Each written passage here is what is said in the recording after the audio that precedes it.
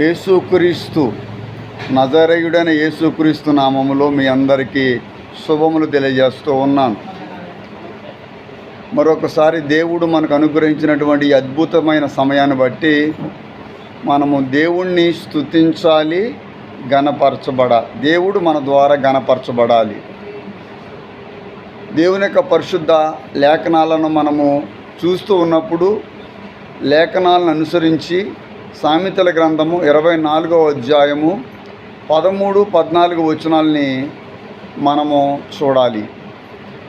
మీరందరూ కూడా ఈ యొక్క వచనాలను చూడవలసిందిగా మిమ్మల్ని అభ్యర్థిస్తూ ఉన్నాను. Book of Proverbs 24th chapter and the versus 13 and 14. నా మాటలు జాగ్రత్తగా వినండి. నా కుమారుడా, తేనె త్రాగుము, అది రుచి కలది కదా. తేనె పట్టు తినుము, అది నీ నాలుకకు తీపియే కదా.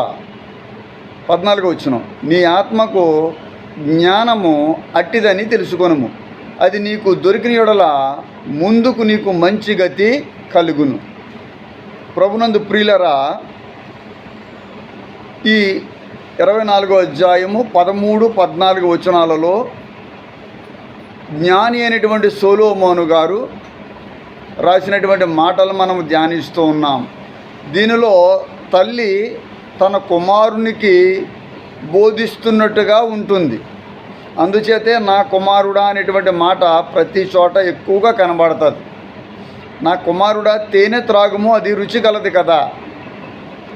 నిజమే, ఇక్కడ తేనె యొక్క ప్రస్తావన వచ్చింది.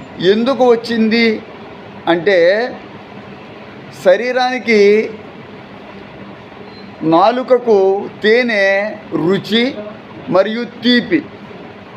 అంటే ఇంకా బాగా చెప్పుకోవాలి అంటే, తేనె అనేది ఆరోగ్యానికి చాలా మంచిది అని ఆ రోజుల్లోనే తేనె యొక్క గొప్పతనం, తేనె యొక్క తీయదనం, తేనె యొక్క మధురత్వాన్ని గురించి లేఖనాల్లో మనం చూస్తూ ఉన్నాం. ఇక్కడ తేనె గురించి కాదు కానీ దాని తర్వాత ఇంకో మాట అంటున్నాడు. నీ ఆత్మకు జ్ఞానము అట్టిదని తెలుసుకొనుము. శరీరము, ఆత్మ. శరీరానికి తేనె రుచికరమైనది, బలమైనది, తీపి కలిగించేది. నోరు చేదుగా ఉన్నప్పుడు తేనె నాలుక మీద పెట్టుకుంటే మనకున్నటువంటి వగరు, చేదు అంతా కూడా పోతుంది. ఇక్కడ శరీరము, తేనె అనేవి రెండు లింక్డ్. శరీరానికి తేనె కావాలి. ఇక్కడ కిందకు వచ్చేసినప్పుడు నీ ఆత్మకు జ్ఞానం అట్టిదని తెలుసుకొనుము. ఒక తల్లి కుమారుడికి చెప్పిన రీతిగా ఇక్కడ ఉంది, కానీ ఈవేళ ఈ వాక్యము ద్వారా దేవుడు నీతో మాట్లాడుతూ ఉన్నాడు. శరీరానికి తేనె ఎంత మంచిదో ఆత్మకు అంత మంచిది జ్ఞానం. ఇక్కడ ఉంది, నీ ఆత్మకు జ్ఞానం అట్టిదని తెలుసుకొనుము. ఇప్పుడు జ్ఞానం అనే పదాన్ని మనం రౌండప్ చేద్దాం. ఏది మంచిది అని వాక్యం చెబుతుందో ఆ వస్తువుని మనమందరము కలిగి ఉండడానికి ప్రయత్నం చేయాలి. రోడ్డు మీద వెళ్ళిపోతూ అంటాడు, అమ్మ నీ ఇంటికి దిష్టికి తగిలింది, కొబ్బరికాయ కట్టి అంటాడు. మనం వెంటనే ఏమీ ఆలోచించకుండా ఆ మాటను మనము వెంటనే అమలుపరుస్తాం. ఈ రోజున దేవుని యొక్క వాక్యం చెప్తుంది, అది నీకు ముందు మంచి గతిని కలిగించును. There will be reward, the expectation shall be cut off. అంటే నువ్వు అనుకున్నది డెఫినెట్గా జరుగుతుంది. నీకు ముందు మంచి కాలం రావాలి అంటే, నువ్వు అనుభవిస్తున్నటువంటి శ్రమ, శోధన వెళ్ళిపోవాలి అంటే, నీ కుటుంబ సమస్యలైనా, శరీరపరమైన సమస్యలైనా, ఎటువంటి సమస్యకైనా ఒక పరిష్కారం, అది నీకు ముందటి రోజున మంచి గతిని కలిగించును. దేవుడికి స్తోత్రం. ఇప్పుడు మనకు మంచి చేసేది వాక్యము చూపిస్తూ ఉంది. దానికి వస్తువులు అక్కర్లేదు, దానికి మనం ఏమి ప్రయాస కలిగించుకునే అవసరం లేదు. ఇక్కడ వాక్యం ఉంది కదా, క్లియర్గా, చాలా క్లియర్గా ఉంది. నీ ఆత్మకు జ్ఞానం అట్టిదని తెలుసుకొనుము, అది నీకు దొరికిన యెడల ముందుకు నీకు మంచి గతి కలుగును. వినండి, ముందు రోజుల్లో, గత కాలంలో నీకు మంచి గతి అంటే మంచి పరిస్థితి లేదు. గడిచిన కాలంలో నువ్వు శోధన ఎదుర్కొన్నావు. గత కాలంలో నీకు దుష్టకాలం, గత కాలంలో నీకు ఇబ్బందికరమైన కాలం, గత కాలంలో అప్పులు, గత కాలంలో అనారోగ్యం, గత కాలంలో అవమానాలు.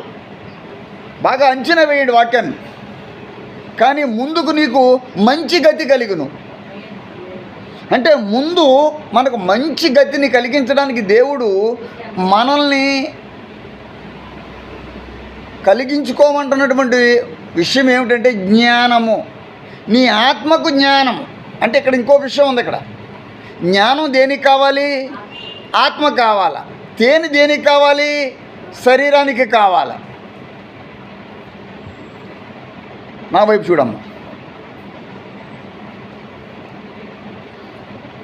మనం శరీరానికి బలం పొందడానికే ఆహారం తింటున్నాం.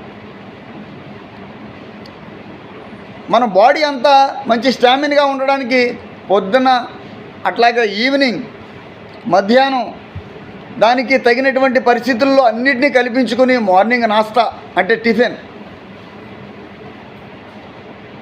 లంచ్ మధ్యాహ్నం, అలాగే డిన్నర్, ఇంకా స్నాక్స్, ఇవన్నిటిని బాడీని మనము స్టాబిలైజ్ చేసుకోవడానికి, బాడీని మరి స్టామినాతో నింపడానికే ఇవన్నీ చేస్తున్నాం. But there is another thing, the spirit of God. నరుని ఆత్మ యెహోవా పెట్టిన దీపమని లేఖనం చెబుతుంది. నరుని ఆత్మ అంటే నరుల్లో ఏముంది? ఇప్పుడు ఆత్మ ఉంది. శరీరాన్నే చూసుకుంటున్నాం, శరీరాన్నే బలపరుస్తున్నాం. శరీరాన్నే మనం ఎప్పుడు బలపరుచుకుంటున్నాం? శరీరం లోపల దేవుడు ఒక దీపాన్ని పెట్టాడు, అదే ఆత్మ. యెహోవా పెట్టిన దీపం. ఆ దీపాన్ని వెలిగించడానికి, ఆ దీపము నిత్యము వెలుగుతూ ఉండడానికి, ఆ దీపం ద్వారా నీవు మంచి గతి పొందడానికి, ఆ ఆత్మకి నీకు కావలసింది జ్ఞానము. శరీరానికి తేనె లాంటి వస్తువులు, మధురమైన మాటలు, తీయని మాటలు, తీయని వస్తువులు, తీపితో కూడినటువంటి వస్తువులు, వనరులు. కానీ ఆత్మకు దేవుడు అంటున్నాడు జ్ఞానం కావాలి. శరీర ఆరోగ్యానికి తేనె కావాలి, ఆత్మీయ జీవితానికి ఏం కావాలమ్మా? జ్ఞానం. ఏం కావాలా? చెప్పండి, నోరు తెరిచి చెప్పండి. ఇప్పుడంటే ఈ రోజుల్లో సరియైన తేనె దొరకడం లేదు. పూర్వకాలాల్లో అంత ఎందుకు, మా చిన్న రోజుల్లో కూడా ప్రతి ఇంట్లో ఉండే విలువైనటువంటి డెఫినెట్ వస్తువు ఏంటంటే తేనె. పిల్లలకి ఏ రోగం వచ్చినా చిన్నపిల్లలకి నోట్లో తేనె వేస్తూ ఉండేవారు. ఈ రోజుని ఏ ఇంట్లో తేనె లేదు, ఒరిజినల్ తేనె లేదు. కనుక ఈ యొక్క వాక్యం చూస్తున్నప్పుడు ఆ తేనె ఎలాగ పోయిందో మనిషి యొక్క ఆత్మకు జ్ఞానం కూడా లేదు. ఈ రోజున దేవుని యొక్క వాక్యం మనకు జ్ఞానం గురించి మాట్లాడుతుంది. జ్ఞానాలు చాలా రకాలుగా ఉన్నాయి. లోక జ్ఞానం, నాతో చెప్పాలా, ఎటువంటి జ్ఞానం? మానవ జ్ఞానం, తత్వజ్ఞానం, ఇవన్నీ ఇక్కడెక్కడ తిరిగే జ్ఞానాలే. లోక జ్ఞానం, మానవ జ్ఞానం, తత్వజ్ఞానం. ఇది కాకుండా ఇంకో జ్ఞానం ఉంది, దాని పేరు దైవ జ్ఞానం. దైవ జ్ఞానం. జ్ఞానం ఎందుకు పొందాలి? జ్ఞానం వల్ల లాభాలు ఏమిటి? నీ ఆత్మకు ఎలాగా అది లాభాన్ని చేకూరుస్తుంది అని లేఖనం చెబుతుందో మీరు విని ఆ జ్ఞానాన్ని పొందుకోండి. నేను చెప్తాను ఇవాళ జ్ఞానం ఎక్కడ దొరుకుతుంది, జ్ఞానం అంటే ఏమిటి, జ్ఞానం ఎన్ని రకాలు, ఎవరి జ్ఞాని. జ్ఞానికి వ్యతిరేకమైన పదం అజ్ఞానం. ఈ రోజున మనుషులందరూ కూడా అజ్ఞానంలో పడిపోయారు. దేవుని పరిశుద్ధ గ్రంథం చెప్తుంది యెహోవా యందలి భయభక్తులు కలిగి ఉండుటయే జ్ఞానానికి మూలము. The fear of God is the main thing for wisdom.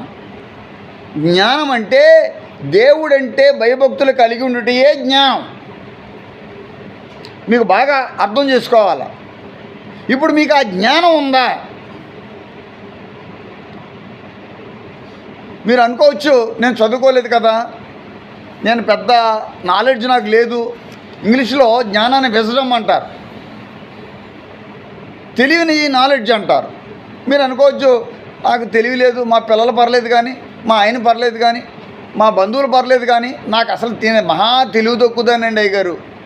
నిజమే, అయి ఉండొచ్చు, తెలివి తక్కువ అయి ఉండొచ్చు. కానీ దేవుడు నిన్ను తన తెలివితో నింపుతూ ఉన్నాడు. తన జ్ఞానాన్ని నీకు ప్రసాదిస్తానంటున్నాడు. అది నువ్వు పొందుకోవాలి అంటే నీకు దొరికినప్పుడు, అది దొరికిన యెడల, ఇక్కడ ఉంది కదా, అది నీకు దొరికిన యెడల ముందుకు నీకు మంచి గతి కలుగును.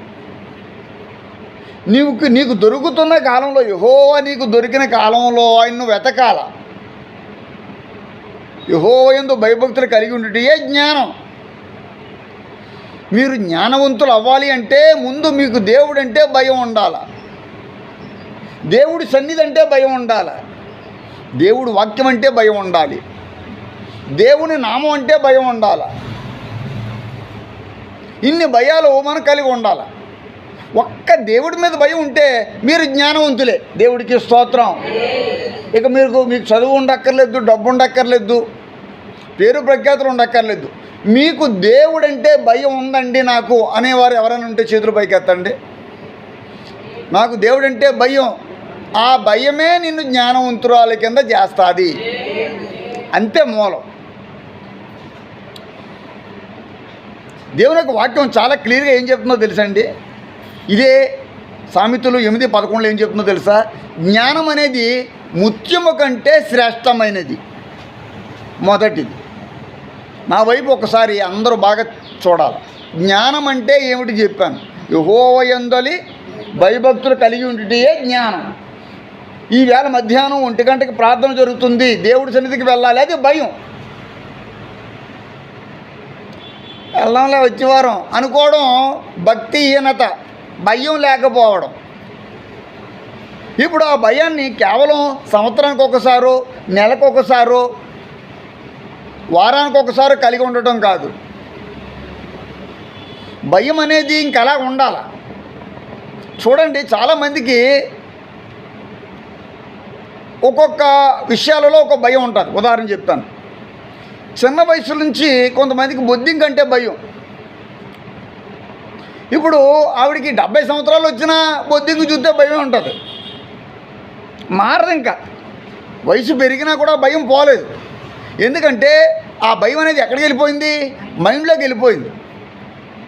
అందుచేత కొంతమంది ఉంటారు, చిన్నప్పటి నుంచి కూడా పాము అంటే భయం ఉండదు వాళ్ళకి. ఒరే పాముల దగ్గరికి వెళ్ళరా బాబు అని చెప్పినా కూడా కొంతమంది పాములను తీసుకుని కొట్టి తాళ్ళ కింద కొడతా ఉంటారు. ఇప్పుడు వాళ్ళు చిన్నప్పుడు ఏం చేశారో పెద్దప్పుడు కూడా అలాగే ఉంటారు. అంటే ఇంకా వాళ్ళకి భయం లేదు. భయం కలిగిన వారు, భయం లేనివారు, ఈ 2 రకాలు ఇక్కడ ఉన్నారు. ఇప్పుడు మనకి దేని మీద భయం ఉండాలా? దేవుడి మీద భయం ఉండాలి. చెప్పండి, నోరు తెరిచి మాట్లాడరే. ప్రశ్న అడిగినప్పుడు సమాధానం చెప్పాలి. దేని మీద భయం ఉండాలా? ఏదంటే భయం మీకు? ఇప్పుడు ఈ విషయం కూడా చెప్పండి మీరే. ఇప్పుడు మీ మనసులో ఏమంటే భయం ఉంది, ఓపెన్గా చెప్పండి, పర్వాలేదు.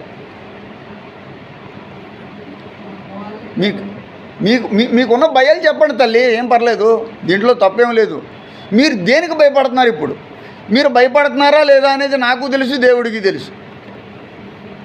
మీరు భయపడుతున్నారు. ఏమండమ్మా? అమ్మా,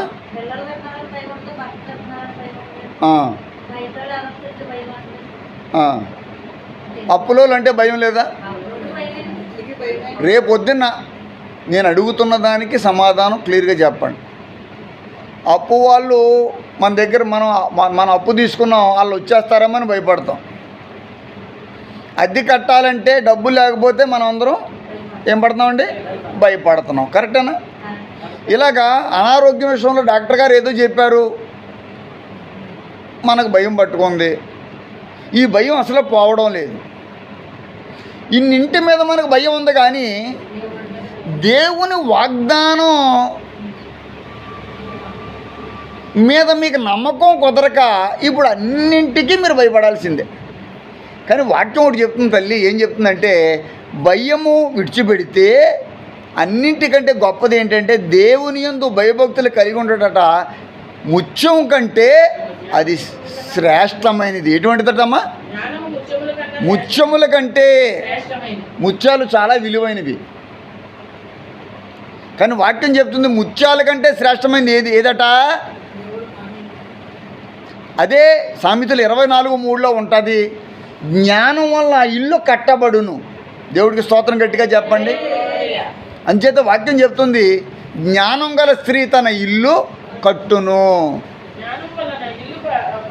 జ్ఞానము వలన, అంతేనమ్మా, జ్ఞానం వల్ల ఇల్లు కట్టబడును అంటే నిజమైన ఇల్లు అయి ఉండొచ్చు, ఆ ఇల్లు కాకుండా దేవుడి కొరకు నువ్వు కట్టుకోవలసినటువంటి ఇల్లు అయి ఉండొచ్చు, ఆత్మపరమైన ఇల్లు అయి ఉండొచ్చు. ఇల్లు అనగానే పెంకులిల్లు, లేకపోతే ఆర్సీసీ స్లాబ్, లేకపోతే ఏదో రేకుల షెడ్ గురించి కాదు మనం మాట్లాడుకోవాల్సింది. ఇల్లు అంటే నీవు దేవుడికి ఇల్లు, నీ శరీరము దేవుని ఇల్లు. దేవుడికి స్తోత్రం చెప్పండి. వాక్య ప్రకారం నేను చెప్తున్నాను, నీ శరీరమే దేవుడికి ఇల్లు. ఎందుకంటే మనలో దేవుడు నివసించాలని కోరుకుంటున్నాడు. ఇప్పుడు మనం ఆయనకి నివాస యోగ్యకరంగా మనం ఉండాలి. నువ్వు అలాంటి ఇల్లు కట్టాలి అంటే నీ దగ్గర ఏముండాలంటే జ్ఞానం ఉండాలి. జ్ఞానం వల్ల ఇల్లు కట్టబడును. యుద్ధాయుధముల కంటే జ్ఞానమే శ్రేష్టమని ప్రసంగి 9వ అధ్యాయం 18వ వచనంలో తర్వాత అధ్యాయంలో మనకు కనబడుతూ ఉంటుంది. ప్రసంగి 9:18లో యుద్ధాయుధముల కంటే జ్ఞానమే శ్రేష్టమైంది. మన దగ్గర యుద్ధం చేయడానికి ఉన్న ఆయుధాల కంటే మన దగ్గర ఉన్న జ్ఞానమే గొప్పది. దేవుడికి స్తోత్రం. ఇశ్రాయేల్ దగ్గర యుద్ధాయుధాలు ఉన్నాయి, అలాగే గొలియాతు దగ్గర యుద్ధాయుధాలు ఉన్నాయి. ఏ యుద్ధాయుధంతో గొలియాతుని ఎవరైనా కొట్టగలిగారు? ఏ ఒక వ్యక్తి కూడా ముందుకొచ్చి యుద్ధం చేయడానికి ఏ ఆయుధం ఉపయోగించలేకపోయారు. ఆయుధాలు లేకుండా ఉంటాడు ఎవడన్నా? రాజ్యం ఇది, ఇశ్రాయేల్ రాజ్యం, సౌలు రాజుగారు, అందరి దగ్గర ఆయుధాలు ఉంటాయి, కానీ ఏ ఆయుధం వాడుకోలేకపోయారు. ఎందుకంటే వాళ్ళ దగ్గర జ్ఞానం లేదు. యుద్ధానికి గుర్రాలు అక్కర్రావని సామెత దేవుని యొక్క గ్రంథం చెప్తుంది. యుద్ధానికి గుర్రాలు అక్కరకు రావు. గుర్రాలు ఉన్నంత మాత్రం యుద్ధంలో నగ్గుతారా? వాళ్ళ దగ్గర గుర్రాలు ఉంటాయి, వీళ్ళ దగ్గర గుర్రాలు ఉంటాయి. మరి ఐగుప్తుల దగ్గర గుర్రాలు లేవా? లేకపోతే వాళ్ళ దగ్గర ఆ రాజు దగ్గర రథాలు లేవా?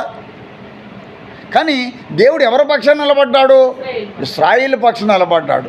దేవుడు ఎప్పుడు కూడా తాను నమ్ముకున్న వారి వైపు ఉండాలనే కోరుకుంటున్నాడు. హల్లెలూయా. మనము ఎవరైతే ఆయన మీద నమ్మకం కలిగి ఉన్నారో వారి పక్షాన ఉంటాడు. ఈ విశ్వాసం నీకు అవసరం. ఎప్పుడు అవిశ్వాసిగా మారిపోకూడదు. నిజమే, శ్రమలు వస్తాయి, జ్వరం వచ్చింది, జబ్బు వచ్చింది, వాంతులు అవుతున్నాయి, మోషన్స్ అవుతున్నాయి, కడుపు నొప్పి వస్తుంది, గుండెలో బలహీనతగా ఉంది, పడిపోయావు, కళ్ళు తిరుగుతున్నాయి, ఎవరో కొట్టారు, ఎవరో అవమానపరిచారు, ఇవన్నీ జరుగుతాయి. అంత మాత్రాన మనం అవిశ్వాసంలోకి వెళ్ళకూడదు. మన దగ్గర యుద్ధ ఆయుధాల కంటే, యుద్ధం చేసేవారి కంటే గొప్పదైన జ్ఞానం మన దగ్గర దేవుడు మనకు ప్రసాదిస్తానంటున్నాడు. ఆయన దగ్గర జ్ఞానం ఉంది. ఆ జ్ఞానమే మనకు అనుగ్రహిస్తున్నాడు. ఆ జ్ఞానంతోనే దేవుడు ఈ భూమిని, ఈ ప్రపంచాన్ని దేవుడు ఎస్టాబ్లిష్ చేసినట్టుగా వాక్యం చెబుతుంది. మీకు చూపిస్తాను. దేవుడట భూమినట జ్ఞానం చేతనే తయారు చేశాడట. అంటే దేవుడికి కూడా ఏమవసరమైంది? జ్ఞానం. భూమిని జ్ఞానం చేత చేశాడు. ఆయనకున్న జ్ఞానం చేత భూమిని, భూమండలాన్ని, భూమి మీద సర్వ శరీరాలను తయారు చేస్తే ఆ జ్ఞానం నీకు ఇస్తే నువ్వు దీవించబడవా? లోక జ్ఞానమునకు మించిన ప్రేమ, లోక జ్ఞానమునకు మించిన ప్రేమ. పడలా? లోకస్తులు ఎవ్వరు లోకస్తులు ఎవరు చూపలేని దేవుడికి స్తోత్రాలు. కార్యసిద్ధికి జ్ఞానమే ప్రధానమంట. కార్యసిద్ధి కంటే ఏ పని ప్రారంభిస్తున్నా నాకు అన్ని శనిగా ఉంటుందండి అంటూ ఉంటారు.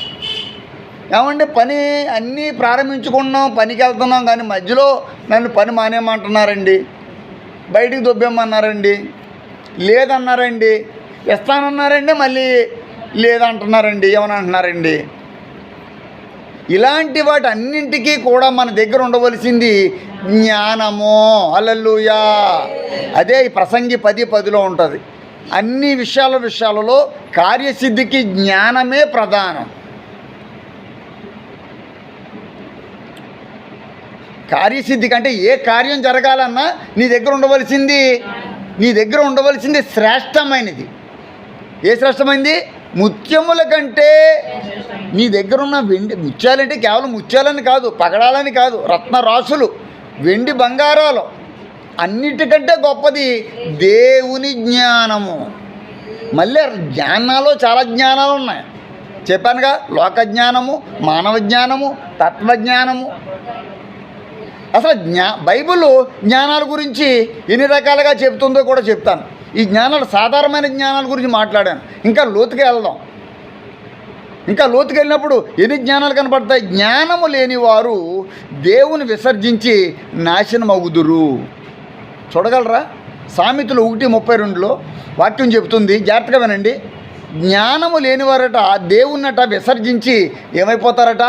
నాశనమగుదురు. దేవుడికి స్తోత్రం గట్టిగా చెప్పండి. ఏమవుతారట అండి? జ్ఞానము లేని వారు దేవుని విసర్జించి నాశనమగుదురు. మీకేమైనా డౌట్ ఉందా వాక్యంలో? వాక్యం ఏం చెప్తుందో ఒకసారి కూలంకషంగా ఆలోచించండి. జ్ఞానం లేనివాడు అంటే జ్ఞానం ఏమంటాడంటే దేవుని విసర్జిస్తాడు. ఇప్పుడు దేవుని విసర్జించిన వారు ఎవరు? ఇప్పుడు దేవుణ్ణి యందు నమ్మిక కలిగిన వారు ఎవరు? ఇప్పుడు మీరెవరు? సబ్జెక్ట్ అది. మీరు జ్ఞానవంతులే, కానీ అజ్ఞానంగా ఆలోచించకూడదు. అప్పుడప్పుడు వివాహ విషయాల్లో అజ్ఞానంగా ఆలోచిస్తారు. కొన్ని రకాల కార్యాల విషయాలలో అజ్ఞానంగా ఆలోచిస్తారు. చనిపోయిన వారి గురించి మాట్లాడడం కాదు, కానీ ఈవెన్ సిద్ధిరెడ్డి లక్ష్మి గారు కూడా చెప్పాను నేను క్లియర్గానే మాట్లాడుతున్నాను, ఓపెన్గానే. అక్కడ ఎక్కడో అంత దూరంలో ఉందండి పలానా గొల్లపొంతలో అని. అమ్మ వద్దమ్మా, అక్కడికి వెళ్ళొద్దన్నాను. దేవుని సన్నిధిలో ఉండి నిలబడి నేను చెప్తున్నటువంటి మాట. అప్పుడు అదే మాట చెప్పాను, ఇప్పుడు అదే మాట చెప్తున్నాను. గుర్తుందో లేదో, గుర్తున్నదైనా విన్నవారు ఎవరైనా ఉంటే మీకే నేను చేతులు కూడా పైకి ఎత్తమని నేను ఏమన్నా, మీ మనసాక్షికి వదిలేస్తున్నాను. మీ కళ్ళ ఎదురుకుండా నేను చెప్పిన మాటలేనండి. నా మాట వినండి అంటాను నేను. ఎందుకంటే నాకు దేవుడిచ్చిన లీడింగ్ని బట్టి మిమ్మల్ని నడిపిస్తాను. మీరు ఏ పొంతకెళ్ళినా ఏ సంతకెళ్ళినా నాకేమవుతుంది? దేవుడికి మహిమ కలుగునగాక. హల్లెలూయా. ఒక్కసారి మీరు అందరూ ఆలోచించాలి. ఇలాగా ఈ ఒక్క విషయంలో కాదు, చాలామంది విషయంలో ఇలాగే జరిగింది. ఎందుకంటే మనకి ఫ్రీడమ్, స్వేచ్ఛ ఉన్నప్పుడు అండి మాట అనరండి. ఇప్పుడు ఎలా ఉంటుందంటే హాస్పిటల్లో డాక్టర్ గారు చేతులు ఎత్తేసారనుకో, అప్పుడు మాత్రం అయ్యగారు మీరే రావాలండి అంటారు. ఏదో చేయండి బాబు, ఇది బాగా అయితే నేను మంచి కార్యక్రమం పెట్టుకొని మీకు కానుకలో తెస్తానండి. ఇంకా అక్కడికి నో అదర్ వే. ఆ టైంలో నేను కావాలా. ఇప్పుడు రిసోర్సెస్ వాతావరణంలో అన్ని రకాల వనరులు ఉన్నప్పుడు మా మాట అక్కర్లేదు. మీరు విన్నా పర్లేదు, వినకపోయినా పర్లేదు, అది మీ ఇష్టం. మీరు నేను ఏం చెప్తున్నానంటే మీరు దైవికమైన జ్ఞానంతో నడవండి. దేవుడికి స్తోత్రం. నేను చెప్తున్న మాట ఏంటంటే దైవికమైన జ్ఞానంతో నడవండి. నా మాట వినాలని నేను ఎవరికి చెప్పను, మీ ఇష్టం. మీకు నమ్మకం ఉంటే వినండి, లేకపోతే మానేయండి. జ్ఞానము విడువక దేవుడికి స్తోత్రాలు. జ్ఞానమును విడువకంటే జ్ఞానం ఎక్కడుంది? ఆ? సమాధానం చెప్పాలా? జ్ఞానం అంటే ఏమిటి? ఆ? జ్ఞానం అంటే ఏమిటి చెప్పాలి, సమాధానం చెప్పాలా? దేవుని యందు భయభక్తులు కలిగి ఉంటే జ్ఞానం. జ్ఞానము అంటే ఎక్కడికి వెళ్ళి నా జ్ఞానం వెతికినా అదే అర్థం మీనింగ్ వస్తుంది, రెండో రాదు. మీకులాగా అక్కడొక మాట ఇక్కడొక మాట అలా ఉండదు. ఇంకా మీకు అర్థమైందండి? జ్ఞానము అనే పదం కనబడింది అనుకోండి మన బైబిల్లో, ఇంక ఏ కోణంలో చూసినా ఏ వర్డ్స్లో చూసినా జ్ఞానం అంటే ఇంకా జ్ఞానమే. అంటే దేవుని యందు భయభక్తులు కలిగి ఉంటే. ఏం చదివామమ్మా? జ్ఞానమును విడువక దాని ప్రకారం నడుచుకుంటే ఏమవుతావట? దేవునికి స్తోత్రం కలుగును గాక. హల్లెలూయా. అమ్మ చాలా బాగుందమ్మా. మూర్ఖులు జ్ఞానమును తిరస్కరించుదురు. 1వ అధ్యాయం 7వ వచనంలో మూర్ఖులట జ్ఞానాన్ని ఏం చేస్తారట? తిరస్కరిస్తారు. ఇప్పుడు దేవుడి యందు భయభక్తులు కలిగి ఉండాలి, గుడికి రావాలి, ప్రార్థన చేసుకోవాలి, దేవుడిని నమ్ముకోవాలి అని మీరు చెప్పిన మూర్ఖులకి అదేం కనబడదు, అది ఏమీ కనబడదమ్మా. వాళ్ళు ఏమీ ఆలోచించరు. గుడికి రాని పిల్లలకు నువ్వు చెప్పినా నీ మాట వాళ్ళు ఖాతరు చేయరు. ఎందుకంటే వాళ్ళకి ఏం పట్టిందంటే మూర్ఖత్వం. నీకంటే కాస్తో కోస్తో దేవుడంటే భయం ఉంది. అది ఆ జ్ఞానాన్ని నువ్వు వృద్ధిలోకి తీసుకుని రావాలా, దాన్ని వృద్ధి చేసుకోవాలా. డబ్బులు ఎంత ఉన్నా తింటా కూర్చుంటే కొండలైనా కరిగిపోతాయి. అలాగే జ్ఞానం ఎప్పుడో ఏదో కొంచెం పట్టుకుని ఉంటే కుదరదు. జ్ఞానాన్ని అభివృద్ధిలోకి తీసుకెళ్ళాలి. జ్ఞానాన్ని మనం అభివృద్ధి చేసుకోవాలా. ఎలా వస్తుంది జ్ఞానం? దేవుడి దగ్గర వినయంగా ప్రార్థన చేసుకోవడం. జ్ఞానం వలన యెహోవా భూమిని స్థాపించినని 3వ అధ్యాయం 19వ వచనం. ఎందుకు సామెతలే ఎక్కువ చదివిస్తున్నానంటే ఈ సామెతల గ్రంథంలో జ్ఞానం గురించి రాసినట్టుగా మరి ఏ భక్తుడు ఇంకెక్కడ రాయలేదు. 24 + 4 5 సుమారుగా 28 సార్లు జ్ఞానం యొక్క ప్రస్తావన తీసుకొచ్చాడు ఈ సామెతల గ్రంథంలో. 31 అధ్యాయంలో నాకు తెలిసి 31 సార్లు కూడా వచ్చే ఉంటారు. జ్ఞానము, జ్ఞానులు, మూర్ఖులు. వాక్యం చెబుతుంది జ్ఞానం వల్ల యెహోవా భూమిని ఏం చేశాడు? ఇందాక నేను చెప్పిన మాట చూపించాను. ఇప్పుడు భూమి అనేది ఎస్టాబ్లిష్ దేనివల్ల అయిందట? కేవలం జ్ఞానం చేత. ఎవరి జ్ఞానం? ఇప్పుడు అదే జ్ఞానం నీకు వస్తే భూమి మీద నువ్వు బతకలేవా? మీరు బాగా ప్యారలల్గా ఆలోచించాలి. దేవుడు నువ్వు. దేవుడు తన జ్ఞానం చేత భూమిని నిర్మించాడు. మరి దేవుడి జ్ఞానమే కదా నీకు ఇస్తానన్నాడు. దేవుడు తన జ్ఞానం చేత భూమిని తయారు చేశాడు, ప్రపంచాన్ని. ఓకే, ఇప్పుడు అదే దేవుడు అదే జ్ఞానం నీకు ఇస్తానన్నాడు. భూమి మీద నువ్వు బతకలేవా? దేవుడి కొరకు బతకలేవా? అనేక మందిని దేవుడి వైపు తిప్పడానికి నీకు బలం రాదా? ఎందుకు రాదు? నువ్వు నిలబడాలా. దేవుడికి స్తోత్రం కలుగును కాక. జ్ఞానము ధన్యుడు, జ్ఞానం సంపాదించిన వాడు ధన్యుడు. దేవుడికి స్తోత్రం గట్టిగా చెప్ప. అబ్బా ఎంత చక్కని మాట. ఇప్పుడు మీరు ఎవరు? మీరు మూర్ఖులు అంటాను నేను. జ్ఞానం సంపాదించిన వాడు ధన్యులు అంటే ఇంకా జ్ఞానం జ్ఞానం జ్ఞానం అంటారంటే జ్ఞానం వచ్చేసారు, జ్ఞానులు అయిపోయారు కదా. నెక్స్ట్ మెట్లోకి వచ్చుంటే ఇంకా మేము అజ్ఞానంలోనే ఉన్నామని అంటారేంటి? జ్ఞానం వచ్చేసింది. మీరు జ్ఞానవంతులుగా దేవుడు చేశాడు, మీకు ఇచ్చాడని చెప్పాను కదా. రెండో మెట్టు ఏమిటి ఇప్పుడు? ఏం చదివామ్మా? ఏమైంది? జ్ఞానం సంపాదించేవాడు ధన్యుడు. దేవుడికి స్తోత్రాలు. ఇప్పుడు మీరు ఎవరు? జ్ఞానులు కాదు. జ్ఞానుల తర్వాత మెట్టు ఏంటంటే ధన్యులు. మీరు శ్రేష్ఠులు. ఎందుకంటే ముత్యముల కంటే విలువైంది మీ దగ్గర ఉన్నది. మీరు కడతారు. మీకు ఆల్రెడీ చెప్పేశాను కదా, ఇల్లు జ్ఞానం వల్ల ఇల్లు కట్ట. అయితే ఇక్కడ ఒకటి ఉంది. ఇక్కడ ఇల్లు కట్టబడిన ఉందంటే మీరు పెంకుటిల్లు ఆర్సీసీ స్లాబ్ గురించి కాదు నేను మాట్లాడేది, అది కాదు. ఇల్లు కట్టబడినంటే నీ ఇల్లు దేవుడి కొరకే కట్టబడిందా, ఇక్కడ మూలం అది అనమాట. ఇల్లు లేకపోవచ్చు, పర్లేదు, మీరేం వర్రీ అవ్వకండి. అద్దెంట్లో ఉండొచ్చు, బాధపడద్దు. సొంత ఇల్లు ఉండొచ్చు, మంచిది. జ్ఞానం వల్ల ఇల్లు కట్టబడును. మీరు కట్టారా? ఇద్దరున్నారు. ఒకడు జ్ఞానవంతుడు, తను ఇల్లు ఎక్కడ కట్టాడు? రాయి మీద కట్టాడు, పునాది మీద కట్టాడు.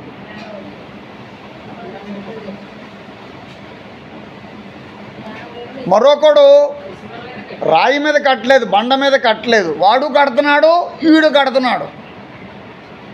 వీడు బిల్డప్ ఇస్తున్నాడు, నువ్వే కదా నేను కూడా కట్టేయగలను. పునాది లేని ఇల్లు తొందరగా కట్టేదారు. అందుచేత మనం ఎప్పుడు కూడా తొందరగా ఎదిగిపోవాలని, తొందరగా అన్ని కార్యాలు జరిగిపోవాలని చూడకూడదు. ఇల్లు కట్టాలంటే పునాది తవ్వాలి. పెళ్లి చేయాలంటే 100 అబద్ధాలు ఆడాలని సామెత ఉన్నట్టుగా ఇల్లు కట్టాలంటే గోతులు తవ్వాలి, టైం పడుతుంది, శ్రమ. అలాగే నీ ఇల్లు కట్టబడడానికి దేవుడు కొంత టైం తీసుకోవచ్చు. మొత్తానికి నువ్వు మాత్రం నీ ఇల్లును కట్టమనే దేవుడిని అడగండి, దానికి తగిన జ్ఞానం ఇమ్మని దేవుడిని అడగండి. ఇల్లు కట్టేసినారు అందరూ జ్ఞానులని నేను అన్న ఎప్పుడు కూడా. ఎందుకంటే దేవుడు లేని వారికి ఎంతో మందికి ఎన్నో ఇల్లులు ఉన్నాయి. ఆ ఇల్లు గురించి కాదు నేను మాట్లాడేది, మనము ఆత్మపరమైన ఇంటి గురించి. దేవుడు నివసించడానికి తగిన ఇల్లుగా నువ్వు ఉండాలి. సునేమీరాలు ఉంది, ఆవిడ నివసించడానికి ఇల్లు సరిపోయింది, తన భర్త తాను ఉండడానికి సరిపడి ఇల్లు ఉంది. కానీ ఆ ఊరికి వస్తున్నటువంటి గొప్ప దైవజనుడు గురించి ఆమె తెలుసుకుని ఆమె తన ఇంట్లో మొదట ఏం చేసిందంటే కొంచెం భాగం ఇచ్చేది వాళ్ళు ఉంటుండగానే. ఒకరోజు ఆవిడకి ఒక ఐడియా వచ్చింది, అయ్యా మన ఇంటికి వస్తూ వెళ్తున్నటువంటి వ్యక్తి గురించి మనం ఒక ఇల్లు కట్టాలన్నది. అతను అబ్జెక్షన్ ఏం చెప్పలేదు. అతని గురించి గోడ మీద ఒక గది కట్టింది. దేవుడికి స్తోత్రం. సునేమీరాలు పేరు కూడా ప్రస్తావించబడలేదు. అలాంటి ఆవిడ, ఆ ధనవంతురాలు దైవజనుడు గురించి విని అతనికి మనం స్థలం ఇవ్వాలి. దేవుడికి స్తోత్రం. దేవుడి గురించి మీరు విని దేవుడికి మీరు స్థలం ఇవ్వద్దా? దేవుడి గురించి విన్న తర్వాత దేవుడికి లోపడొద్దా? నీ పిల్లలు లోపడొద్దా? నీ కుటుంబీకులు లోపడొద్దా? నువ్వు అన్ని విధాలుగా లోపడొద్దా? ఏదో అమ్మ మంగళవారం రమ్మంటే మంగళవారం రావడం ఒకటే కాదు, శుక్రవారం ఎందుకు రాలేదమ్మంటే శుక్రవారం వచ్చేస్తానండి, ఈ శుక్రవారం వచ్చా, అది కాదు, అదొకటే కాదు. అన్ని కోణాలలో, అన్ని విధాలుగా, అన్ని సమయాలలో నీవు దేవుడికి లోబడి ఉండటమే నిజమైన భయము. భయం అంటే అదండి. ఒక్కసారి వస్తే భయపడినట్టు కాదు, ఒక్కసారి రోజుకి ఒకసారి ప్రార్థన చేసిన వాడు భయపడినట్టు కాదు, రోజుకి 7 సార్లు ప్రార్థన చేసిన వాడు భయపడినట్లే, రోజుకి 70 సార్లు ప్రార్థన చేసిన వాడు ఇంకెంత భయపడినట్టు లెక్క. నేను కన్యకను ఎలా చూస్తాను అని యోబు తనకు తాను అనుకుంటున్నాడు. నేను కన్యకను చూస్తే నా భార్య వేరేవాడు తిరగలు విసురుని కాక అంటున్నాడు. అది భయం అంటే. దేవుడికి స్తోత్రం చెప్పండి కూడా. అంటే చూడకూడదని కాదు, అక్కడ చూడొచ్చు. నేను మిమ్మల్ని చూస్తున్నారు, మీరు నన్ను చూస్తున్నారు, దాంట్లో ఏం లేదు. ఎనదర్ వ్యూ ఉంటుంది, రెండో వ్యూ. బాగుందమ్మా, ఫిగర్ బాగుందమ్మా అనుకున్నాం అనుకో, మనకి రెండో కోణం ఏర్పడుతుంది, తర్వాత మూడో కోణం ఏర్పడుతుంది, తర్వాత 4వ కోణం ఏర్పడుతుంది, తర్వాత ఎన్ని కోణాలు ఏర్పడతాయి మనకే తెలియదు. చూడటం తప్పు కాదు. అక్కడ ఆ వ్యూ అంటే మనిషి దట్టంగా మంచి బలంగా ఉందా అని అనుకోవడం, ఈవిడ పెళ్లి చేసుకుంటే బాగుండు అని అనుకోవడం. పెళ్ళి అయిపోయిన వాళ్ళు తక్కువ చాలామంది మగవాళ్ళు అనుకుంటూ ఉంటారు, ఈవిని చేసుకోవాల్సిందిరా బాబు, మన జీవితం సెటిల్ అయిపోతున్నాం అని అనుకోవచ్చు పొరపాటుని. అంటే ఎవరిని విమర్శనాత్మకంగా జనరల్గా చెప్తున్నాను. మనం ఆ వ్యూలోకి వెళ్ళకూడదు. మనం ఎప్పుడు కూడా అటువంటి దృశ్యంలోకి మనం వెళ్ళకూడదు. యోబు లాంటి నీతిమంతుడు ఎవడం అని అందుకే వాక్యం చెప్తుంది. దేవుడు ఊరికినే ఎవరికి ప్లేస్ ఇవ్వలేదండి. సునేమిరాల గురించి ఊరికినే ఏం ప్లేస్ రాలేదు. ఆవిడ భర్త ఉంటుండగా పరాయి మగవాడిని తీసుకొచ్చి ఇల్లు కట్టించిందంటే శబాష్ అనమాట, హ్యాట్స్ ఆఫ్ అనమాట ఆవిడకి. నిజంగా అసలు ఇక్కడ ఇంక మాట్లాడుకుంది ఇంకోటి ఉంది. ఆవిడమ్మో గర్భవతి కాదు, అంటే పిల్లలు లేరు ఆవిడకి. జనరల్గా ఎలా ఉంటుందండి, పిల్లలు లేని వాళ్ళకి గబుక్కుని ఇంకో మొగుడితో మాట్లాడుతున్నారు. చాలు, ఎవరతను, ఎందుకు మాట్లాడుతున్నావు అంతసేపు, ఎవరి దగ్గరికి వెళ్ళు అన్ని మాటలు కూడా రావచ్చు, రకరకాల మాటలు వస్తాయండి. ఇలాంటి బోర్ కేసులు చదివాం మనం. ఇదేమి కొత్త విషయం ఏం కాదు, మీకు తెలిసిందే. ఇలాగ అనుమానాలు ఆడవాళ్ళే పెట్టేస్తారు. ఎక్కడికి వెళ్తున్నా ఏంటి, మాటికి ఎక్కడికి వెళ్తున్నా పెట్టి, అతను మంచోడు కాదు. ఇలాగ రకరకాల మాటలు మాట్లాడుకోవచ్చు. మరి పిల్లలు లేరు, ఈవిడ పిల్లల గురించి ఎదురు చూస్తూ ఉండొచ్చు. అమ్మ ఇంట్లో తీసుకుని పెట్టుకోవడం వెళ్తున్నాయి, ఒక మాట కూడా అనలేదు ఆవిడ. అతను ఆ భర్తను ఆవిడ ఒప్పించగలిగింది. దేవుడికి స్తోత్రాలు. అంటే ఆ యథార్థత, నీతి, ఆ భయం ఆవిడ కలిగి ఉందని అతనికి తెలుసు. దేవుడికి స్తోత్రం. అతనికి తెలుసు కాబట్టి అలాగేనమ్మా. ఏమండి, ఒక మంచం, ఏటి మంచం వేస్తావు అతనికి ఆయన కానలేదు. అమ్మ బల్ల పెడతావా, భోజనం బల్ల పెడతావా, నా బల్ల తీసేసుకోమ్మా అని అనలేదు. దీపస్తంభం కూడా పెడతావమ్మా, పెట్టమ్మా అని ఏమనలేదు. పీట ఇవన్నీ ఏంటమ్మా, ఇది లాడ్జ్ ఏంటిది, ఎవరో పొరుగతను తీసుకొచ్చి మన ఇంట్లో పెట్టమ్మా అని అనలేదండి వాళ్ళ భర్త. దేవుడికి స్తోత్రం. ఆవిడ ఏమి అడగలేదు, ఆవిడ కోరిక కూడా లేదు ఆవిడకి. ఏమండి మీరు గొప్ప దైవజనుడిని విన్నాను, నాకు పిల్లలు లేరు, ఎలాగోలాగో పిల్లలు పుట్టించమని కూడా అనలేదు. ఈయన వెళ్ళిపోతూ ఏమయ్యా యాజీ, ఈవిడ మనకి పెద్ద రిలేషన్ లేదు, కానీ మనం వచ్చినప్పుడల్లా ఈవిడ మనకి మంచి ట్రీట్మెంట్ ఇస్తుంది, మంచి ఆహారం అది పెట్టి. ఈవిడికి ఏమైనా అవసరం ఉంటే మనం తీరుద్దాం, ఏమైనా ఉంటే కనుక్కోమంటే నాకేం వద్దంటాం. అప్పుడు ఈ యొక్క శిష్యుడు చెప్తాడు, ఈవిడికి పిల్లలు లేరు అని అనగానే ఈ వ్యక్తి, అమ్మ అలాగైతే మర్నాడు ఈ సంవత్సరానికి నీ కౌగిట్లో బిడ్డ ఉంటాడు. దేవుడికి స్తోత్రాలు. హల్లెలూయా. దేవునికి భయపడు వారికి ఆయన దాచి ఉంచిన మేలుతో గొప్పదండి. గర్భం పోసిన వెంటనే పిల్లలు పుట్టారండి. టెస్టింగే పడుతుంది 2-3 నెలలు. ఇప్పుడు గర్భవతి అయిందనుకోండి ఆవిడ, ఎవరైనా సరే అది ప్లస్సా మైనస్ అని తేలడానికే 2 నెలలు పడుతుంది మినిమం. ఇంకా కొంతమందికి 6 నెలల అయిన తర్వాత కన్ఫర్మ్ అంటే ఏమి లేదా మనం చెప్పలేము, అది మనం చెప్పలేము. అలా కూడా ఉంటుంది కాబట్టి చెప్తున్నాను. నిజంగానే దేవుడికి స్తోత్రం కలుగును గాక. అలాంటిది నీకు కరెక్ట్గా మళ్ళీ నేను సంవత్సరానికి వస్తాను, నీ కౌగిట్లో బిడ్డలు ఉంటారని ఎవడు చెప్పగలడు? అతడు ఎంత భయభక్తులు కలిగిన వాడు, ఈవిడ ఎంత భయభక్తి కలిగింది. మళ్ళా బిడ్డ చావు బతుకు పరిస్థితుల్లో మరలా ఎవరు వచ్చారు? మరలా ఈయనే ఇచ్చి, నువ్వు నన్ను అడగకుండా నేనేం అడగలేదు కదరా బాబు, అయ్యా నువ్వు కావాలని నాకు ఇచ్చావు, మళ్ళీ నా బిడ్డకి ఎలా జరిగింది ఏంటో నేను నెత్తి నోరు కొట్టుకుంటుంటే మరలా ఆ బిడ్డను బతికించింది ఎవరు? ఈ దైవజనుడే. దేవుడికి స్తోత్రం కలుగును గాక. హల్లెలూయా. మూర్ఖులైతే జ్ఞానాన్ని తిరస్కరిస్తారట. వాక్యం చెప్తుంది తల్లి, చక్కనటువంటి మాట 3:19 ఇందాక చదివాము. జ్ఞానం వల్ల యెహోవా భూమిని, అదే సామెత గ్రంథం 4వ అధ్యాయం 6వ వచనంలో వాక్యం ఒకటి చెప్తుంది. జ్ఞానము అనేది మనల్ని కాపాడుతుంది. జ్ఞానము విడువక నువ్వు ఉంటే ఏం చేస్తుందటండి? ఇప్పుడు మనం భవిష్యత్తు రోజుల్లో కాపాడబడాలి. పురుగుల నుండి, పాముల నుండి, దెయ్యాల నుండి, చీకటి శక్తుల నుండి, దొంగల నుండి, దుష్టుల నుండి, అనారోగ్యం నుండి, వ్యాధి నుండి, బలహీనత నుండి. ఏది కాపాడుతుంది అనుకుంటున్నారు? హల్లెలూయా. ఫర్ ఎగ్జాంపుల్, బెస్ట్ ఎగ్జాంపుల్ చెప్తున్నాను. ఒక్కసారి దయచేసి మీరు అందరూ కూడా మీ యొక్క లుకింగ్ నా వైపు పెట్టండి. 4 కుష్ఠరోగులు, దేశంలో కరువు, వీళ్ళ దేశం అవతల, పట్టణం అవతల ఉన్నారు, తినడానికి తిండి లేదు, లోపలకే లేదు, కరువు. ఏంటమ్మా? కరువు, కాటకం, లోపలకే లేదు. ఈ కుష్ఠరోగులకి ఎవడ వేస్తాడు? అసలు మామూలు ఉన్నా లేకపోయినా కుష్ఠరోగులు బయటే ఉండాలి, ఊరు బయట ఉండాలి, గవినిలో. ఓకే, ఈ 4 ఒక డెసిషన్కి వచ్చారు. ఒక నిర్ణయానికి వచ్చారు, ఏమయ్యా ఇక మనం ఇంకొక రోజుకి ఉంటే చచ్చిపోతాం, దేవుడికి స్తోత్రం. అంటే ఈ మాటలు ఎందుకు చెప్తున్నానంటే, జ్ఞానం అనేది మనిషిని కాపాడుతుంది, బతికిస్తుంది, మీకు ఆరోగ్యం ఇస్తుంది, సంపదన ఇస్తుంది, శ్రేష్టమైనది ఇస్తుంది. మీరు కొంచెం ఆలోచించాలి.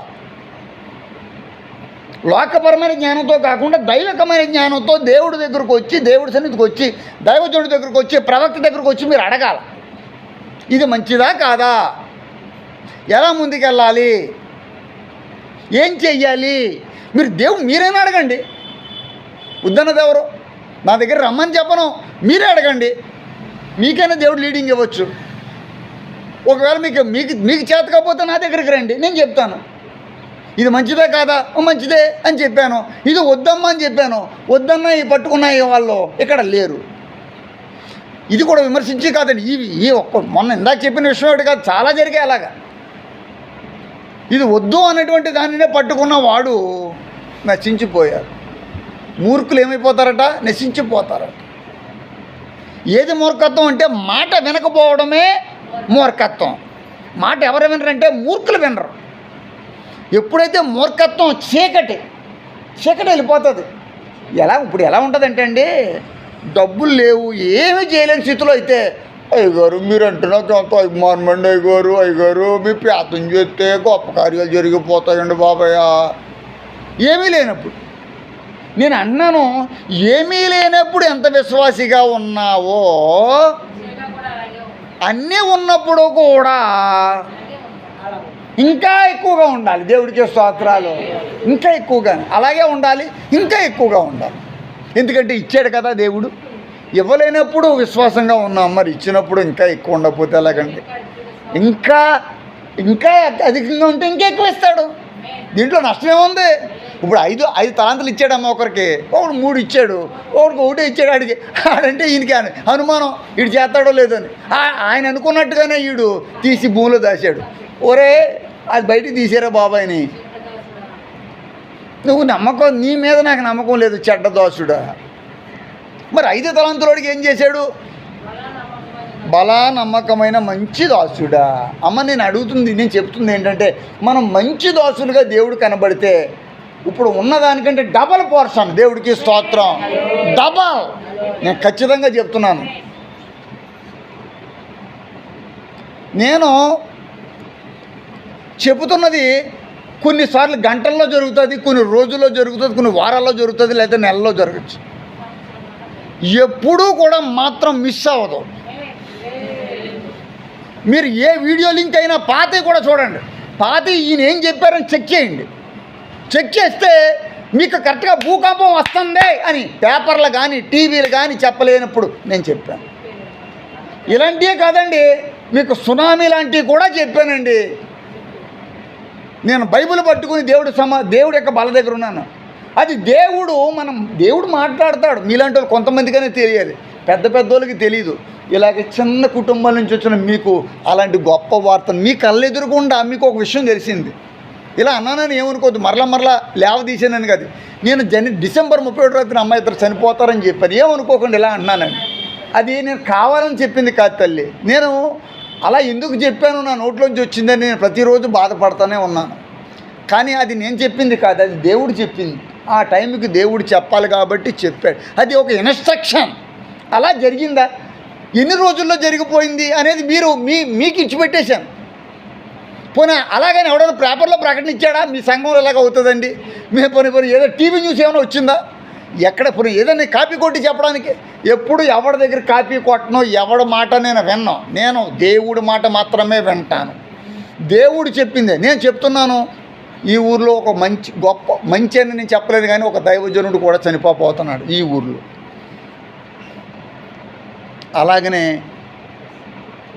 ఒక పెద్ద రాజకీయ నాయకుడు కూడా చచ్చిపోతాడు.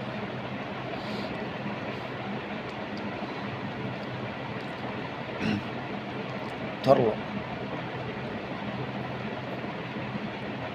దేవుడు మాట్లాడుతున్నాడు. ఆయనకి విరోధమైన ఆయుధం ఏది కూడా వర్ధిల్లదు. అందుకని ఇలాంటి సమయాలలో మనం ధైర్యంగా ఉండాలంటే దేవుడి యందు భయం ఒకటే కావాలి. దేవుడికి స్తోత్రాలు. దేవుడి అంటే భయపడేవాడి మీదకి ఏ దుష్టుడు ఏ తెగులు నీ గుడారమో సమీప యెహోవా నా కాపరి. నువ్వు భయపడకూడదు. ఎందుకంటే నిన్ను నేను జ్ఞానుల కేటగిరీలో పెట్టేశాను. నిన్ను ధన్యుల కింద నేను దేవుడు మార్చేశాడు నా ద్వారా. నిన్ను ధన్యురాలు అనేటువంటి ఒక మెట్లోకి ఎక్కించాను. దేవుడికి స్తోత్రం కలుగును గాక. నువ్వు కిందకి తెగ్గకూడదు. నువ్వు పైకే ఎక్కాలి కానీ కిందకి తెగ్గకూడదు. మన దురదృష్టం ఏంటంటే చనిపోయిన తాతారావు గారు కానీ చనిపోయిన మరి లక్ష్మి గారు కాబట్టి ఇద్దరు కూడా చాలా మంచివారు, మనకు చాలా అవసరమైన వాళ్ళు వెళ్ళిపోవడం మనకు చాలా బలహీనత అనమాట నిజం చెప్పాలంటే. ఎందుకంటే ఈయన రాజకీయ నాయకుడు, మనకి ఏ మంచి చెడ్డ అన్నది ఆయన చూసుకునే వ్యక్తి. అన్నింటికీ కాలు బాలేకపోయినా కూడా పరిగెత్తుకుని అన్ని రకాలుగా చేసే వ్యక్తి. ఇంకా లక్ష్మి గారి విషయం చెప్తే పాపం ఆవిడ ఎంతగానో సమర్పించుకుని ముందుకు వచ్చిన వ్యక్తే, నేను కాదంటలేదు. ఆవిడ వాళ్ళు లేకపోవడం అనేది నాకు ఒక లోటే నిజానికి, ఇప్పటికీ కూడా ఎప్పటికీ లోటే. మరి ఎవరి గురించి అలా చెప్పలేను కానీ వాళ్ళ విషయం నేను చెప్తున్నాను. వెళ్ళిపోయిన వాళ్ళు అందరూ మాకు ఒక లోటు పూడ్చి వెళ్ళిపోయారు. కాంతం గారు ఉన్నారు ఆవిడ.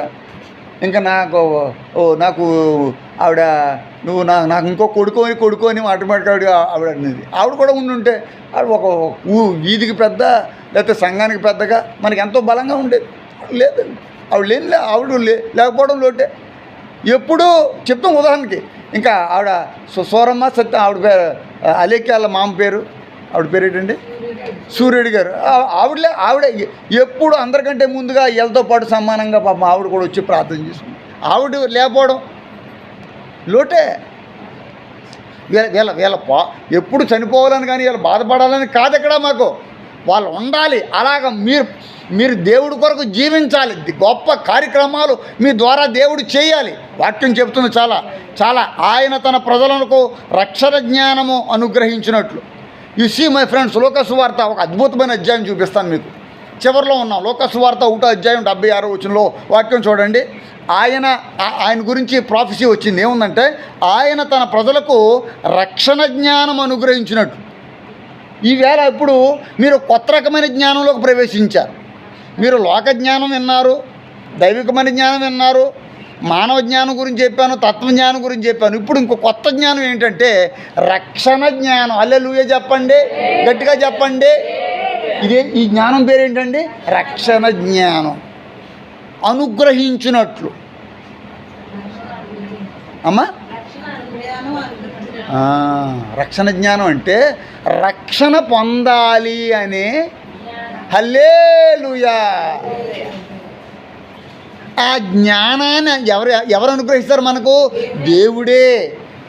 ఆ జ్ఞానాన్ని ఇచ్చేది దేవుడు. మీకు కూడా తెలియని రోజుల్లోనే మీరు రక్షింపబడ్డారు, బాప్తిస్మం తీసుకున్నారు. ఆది కాలంలోనే మీరు తీసుకున్నారు. అన్యుల కుటుంబం నుంచి వచ్చి మీరు వాళ్ళతో పాటు తెలుసో తెలియకో సకమ ఇన్నోసెన్స్తోనో లేకపోతే అంటే అమాయకత్వంలోనో లేకపోతే మరి ఏ విషయంలోనో తీసుకున్నారు. ఆ జ్ఞానం ఎవరిచ్చి ఉంటారు మీకంటే అప్పుడు దేవుడే. రక్షింపబడాలి అనేది కూడా జ్ఞానమే. మిమ్మల్ని నేను జ్ఞానులు అని కేటగిరీలో పెట్టేశాను. మిమ్మల్ని ఎందుకు పెట్టేశానంటే రక్షించబడటమే జ్ఞానం. దేవుడి సన్నిధిలో కూర్చోవడం ఒక జ్ఞానం అయితే జ్ఞానంలో మెట్లు ఉంటాయి. ఇదొక జ్ఞానం. ఇదే జ్ఞానం, ఇదే రక్షణ జ్ఞానం. ఆయన తన ప్రజలకు ఏం చేస్తాడట? రక్షణ జ్ఞానం అనుగ్రహించే దేవుడు. రక్షించబడాలా? రక్షించబడ్డానికి నేనేం చేయాలి అన్నాడా? ఎవరు? జైలు అధికారి. చూసారా ఎన్ని తప్పులు వస్తున్నాయో?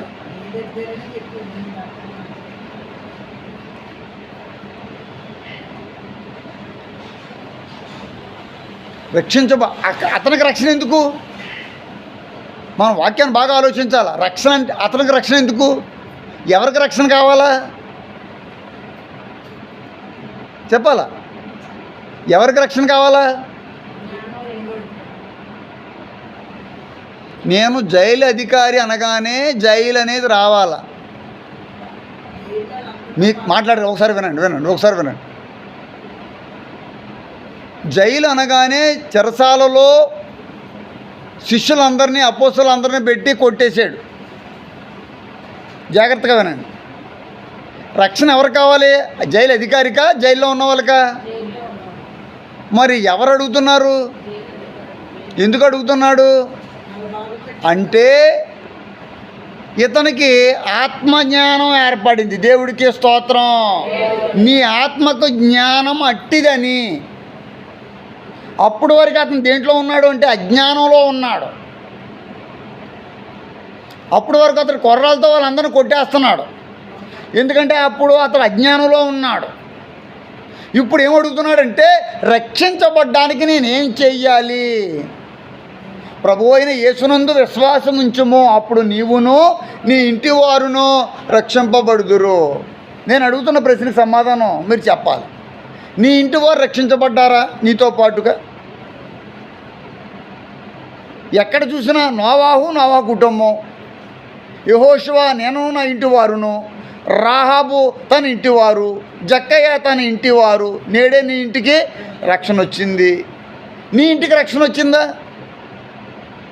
నీ వంటికి రక్షణ వచ్చింది, నీ ఆత్మకు రక్షణ వచ్చింది, నీ ఇంటి వారి ఆత్మలకు రక్షణ వచ్చిందా? ఒక జక్కయ్య రక్షించబడడం ఎంత గ్రేటో తన కుటుంబం రక్షించబడడం కూడా అంతే గ్రేట్.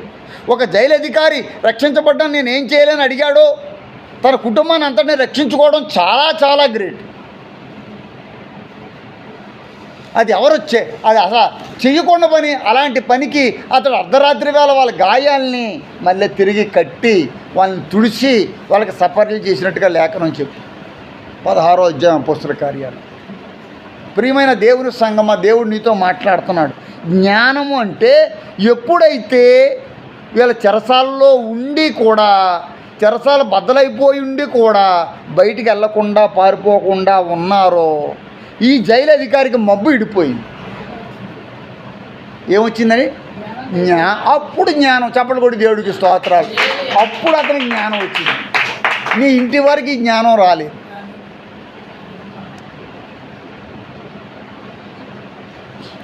మీ ఇంటి పక్కన, మీ ఇంటి చుట్టుపక్కల చాలామంది ఉన్నారు, మీ ఇంట్లో చాలామంది ఉన్నారు. వాళ్ళకు కూడా ఆ జ్ఞానోదయం వచ్చేటట్టుగా ఎవరు చేయాలి? మనమే చేయాలి.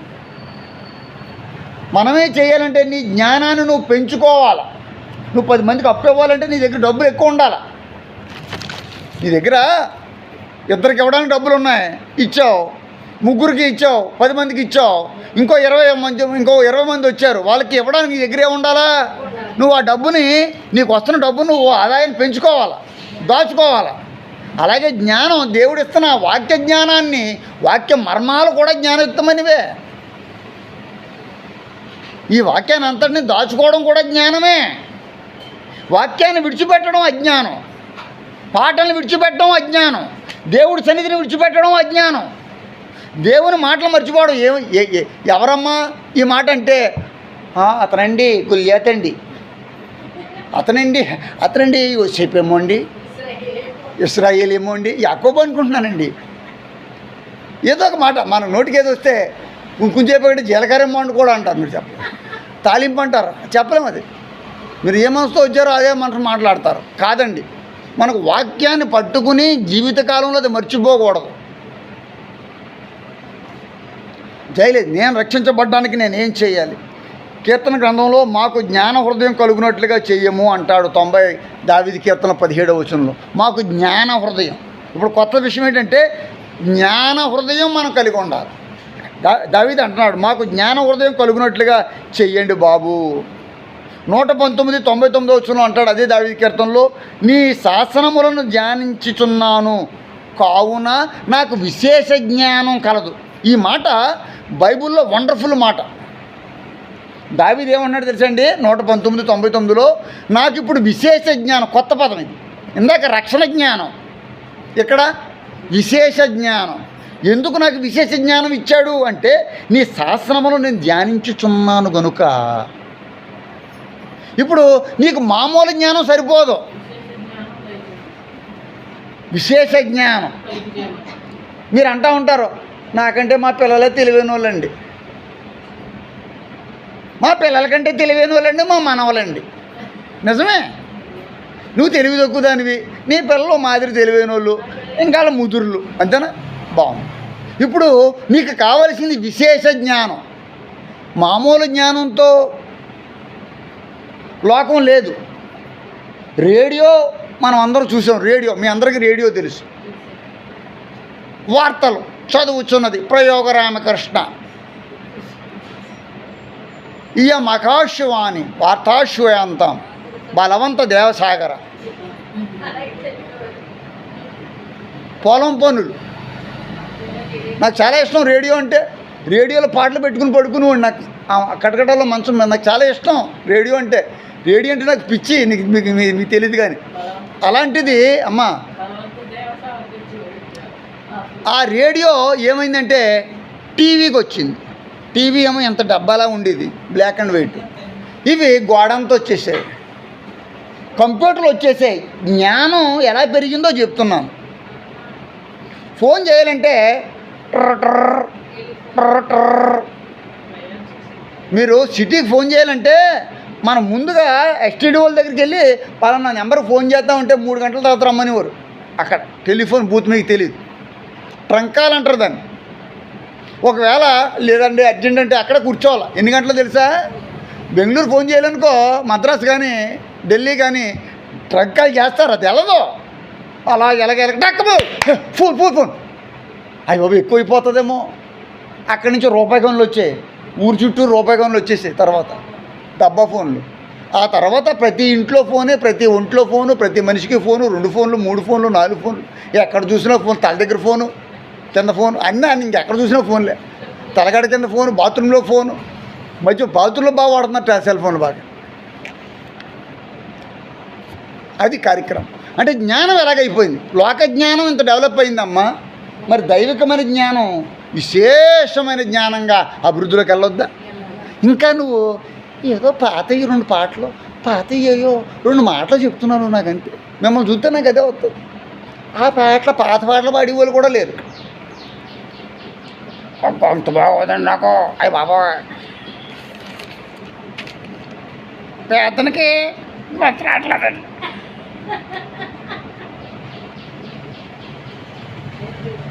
అన్నింటికి వస్తుంది. ప్రార్థనకు రాదు, పాటలకు రారు దేవుడి సన్నిధికి.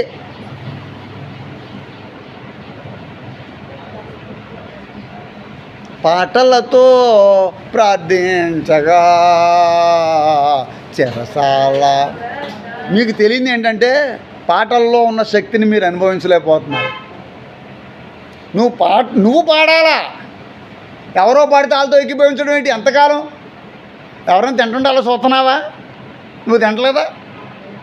తింటుంటే మనకు ఆకలి చేస్తుంది. తినేసావా? ప్లేట్ ఇలా తినేసావా? నాకు ఆకలి వేస్తుంది అందుకని. నువ్వు తినేమ్మా. నేను తినేస్తున్నాను. నువ్వు తింటున్నావు, నువ్వు పాడొద్దా?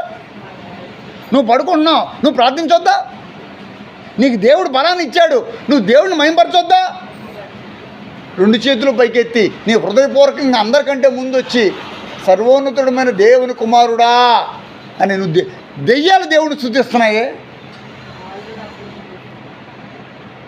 దేవుని స్తుతించొద్దండి. ఆరాధన అంటే ఏంటి తెలుసా? ఆత్మతో సత్యముతో దేవుని ఆరాధించొద్దండి. నీకు ఇచ్చిన చిన్నదాంతోనే నువ్వు దేవుడు 10 రూపాయలు కానుక ఒకరు అదే అయ్యి అలా దాంతో నువ్వు దేవుని ఆరాధించు. నీ కాను గురించి కాదు, ఇక్కడ నీ విశాలమైన హృదయాన్ని దేవుడికి చూపించు. ఇక్కడ అంటున్నాడు, జ్ఞాన హృదయము నాకు అనుగ్రహించు, బుద్ధి జ్ఞానములు లేని గుర్రముల వలె మీరు ఉండొద్దు అని. అదే దావీదు 32:9 లేదా? గతంలో కూడా చెప్పాను, గుర్రాలకి ఏం లేవట. నిజానికి గుర్రానికి ఉన్న జ్ఞానం ఎవరికి ఉండదు, అంత జ్ఞానం దానికి. కొన్ని గుర్రాలకి ఉండకపోవచ్చు. అంటే దీనికి ఉద్దేశం ఏంటంటే పశుప్రాయుడిగా నువ్వు ఉండొద్దు. ఎద్దు తన కామందును ఎరుగును, గాడిద తన సొంతవాణి దొడ్డును ఎరుగును. ఇక్కడ ఉద్దేశం ఏంటంటే ఇక్కడ గుర్రమనంటే గుర్రమని కాదు, బుద్ధి జ్ఞానం లేని పశువుల్లా ఉండొద్దు. పశువులు ఏం చేస్తాయో తెలుసండి? ఉదాహరణకి మీకు మంచి ఎగ్జాంపుల్ చెప్తాను. ఒక అతను సర్కస్లో విద్యను ప్రదర్శిస్తూ డబ్బులతో బతుకుతున్నాడు. ఏ విద్య అంటే అతను పాములు పెంచుకునేవాడు. అతను పాములోళ్ళు అన్నమాట. వాళ్ళ దగ్గర అనకొండ ఉండేది అతని దగ్గర. చాలా పెద్ద పాము అనమాట అది. దాని సర్కస్లో మీకు తెలుసు కదా, సర్కస్ పెడతా ఉంటారు అక్కడక్కడ అప్పుడప్పుడు. ఈ వేసవి కాలంలో ప్రతి సిటీలో పెడతా ఉంటారు. ఇప్పుడంటే పాములు, సింహాలు, పులులను తీసేసారు. మన చిన్నప్పుడు మీకు గుర్తుందో లేదో, మన ఏరియాల్లో సర్కస్లు పెడితే సింహాలను తీసుకొచ్చేవారు, ఏనుగులను తీసుకొచ్చేవారు, పులులను తీసుకొచ్చేవారు. గుర్తుందో మీకు ఎవరికైనా? 2 చేతులు పైకెత్తి ఏమండి? అది దేవుడికి స్తోత్రం కలుగును కాక. ఆ ప్రాంతం మారేడుబాగ్ వెళ్ళే ప్రాంతంలో సర్కస్ పెట్టారు. అలా చాలా చోట్ల సర్కస్ అంటే నెల, 2 నెలలు, 3 నెలలు పెట్టేవారండి. ఏనుగులు ఫుట్బాల్ ఆడుకునేవి, సింహాలని భయపెడితే అలా మాటినేవి అన్నమాట. ఇవన్నీ ఎందుకు చెప్తున్నానంటే,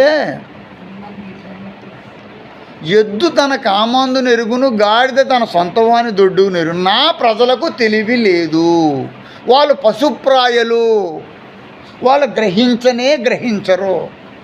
దేవుడు, నిజమైన దేవుడు ఉన్నాడండి.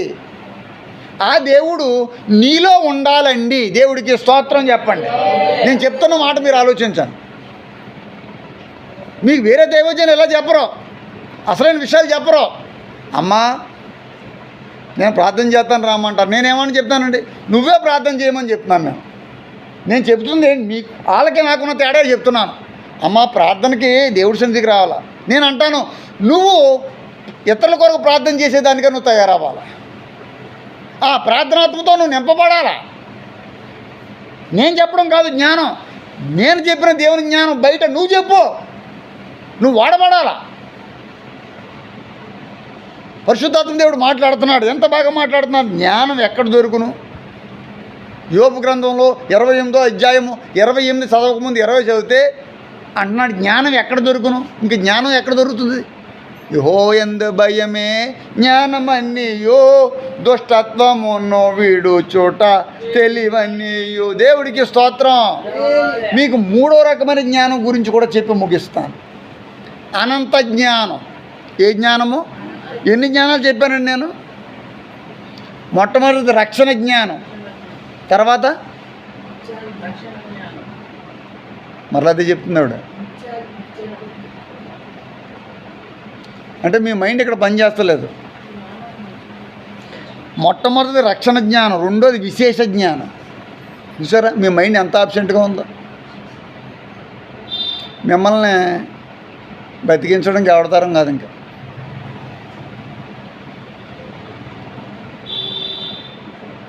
మీకు మెయిన్ ఏంటంటే, మనిషికి చదువు లేకపోయినా పర్లేదు, డబ్బు లేకపోయినా పర్లేదు, మైండ్ అలర్ట్గా ఉండాలి. ఇవ్వడం అందుచేతే చదువుకోలేని కూడా కోటీశ్వర్లు అయిన వాళ్ళు కొన్ని లక్షల మంది ఉన్నారు. చదువు సంధ్య లేని వాళ్ళు మీకంటే ఎందుకు పనికిరాని వాళ్ళు కోటీశ్వర్లు అయ్యారు. అవునా కదా? వాళ్ళకి మీకు తేడా ఏంటంటే, వాళ్ళ మైండ్ అలర్ట్గా ఉంటుందండి. భర్త వెళ్తున్నాడు అనుకో, ఎక్కడికి వెళ్తున్నావు అని కూడా మీరు అడగడం సరే అంటారు. ఎక్కడికి వెళ్తున్నావు, ఎప్పుడు వస్తావు, డబ్బులు తెస్తావా? కొంతమంది ఆరాలు అవుతారు. అది అంటే తెలుగు గురించి మాట్లాడుతున్నాం. మనం దేవుడి దగ్గరికి వచ్చాం, దైవికమైన తెలుగు క్యాచ్ చేయాలి. ఒక అగ్గిపుల్ల 1000 క్యాండిల్స్ని వెలిగిస్తుంది. 1000 అంటే 1000 కొవ్వొత్తులు వెలుగుతాయి. ఎందుకు? ఒక అగ్గిపుల్లతో ఒక కొవ్వొత్తి వెలిగిస్తాం ముందు. ఈ కొవ్వొత్తి ఎన్ని కొవ్వొత్తులైనా వెలిగించవచ్చు. నువ్వు ఎన్ని కొవ్వొత్తులు వెలిగించావు? అసలు నువ్వు వెలుగుతూ ఉన్నావా? ఆరిపోయిన నా వెలుగు దీపము వెలిగించము నీ ప్రేమలో, ప్రభువా వెలిగించము నీ ప్రేమలో. దేవుడికి స్తోత్రం. ఎన్ని రక్షణ జ్ఞానం, విశేష జ్ఞానం, అది కదమ్మా. అనంత జ్ఞానం. 1 సమూయేలు 2వ అధ్యాయం 3వ వచనంలో మనకు కనబడుతుంది. అనంత జ్ఞానియగు దేవుడు అనే మాట. అంటే జ్ఞానం అనంతమైనది, కేవలం లోకానికి సంబంధించిందే కాదు, కేవలం నీ దగ్గర నా దగ్గర ఉన్నదే కాదు, అనంతమైన జ్ఞానం కలిగి ఉన్నవాడు మన దేవుడు. అందుకే ఆయనకి పేరు అనంత జ్ఞానియగు దేవుడు. ఈ గొప్ప జ్ఞానం అని బైబిల్లో ఉంది. 4వది సమయం లేక వాక్యం నుంచి చూపించలేను, కానీ చూపించమంటే చూపిస్తాను. ద్వితోపదేశకాండం 4వ అధ్యాయం 2, 3, 4, 5, 6, 7 వచ్చిన చదువుకుందాం. లాస్ట్ మాట, చివరి మాట.